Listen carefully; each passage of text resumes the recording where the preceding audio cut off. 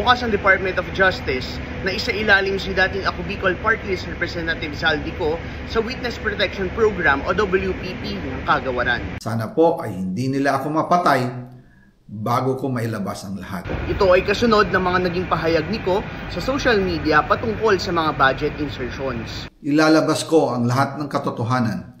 May resibo, may ebidensya at may pangalan. Paniliwanag ni Justice Spokesperson Paulo Martinez ang kinakailangan munang magsumite ni Ko ng kanyang aplikasyon sa DOJ upang mapabilang ito sa naturang programa. The WPP program and the application and admission to it is done on a voluntary basis. So you would have to necessarily file an application to be admitted to the program. And beforehand, you have to be considered. Your testimony, the contents of which have to be assessed by the WPP.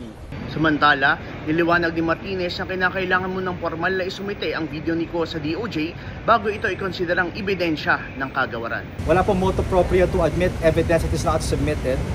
Okay, especially now with the new quantum of evidence na mas mataas. Nagbabalita mula dito sa Department of Justice, Pod Chavez, Manila Standard.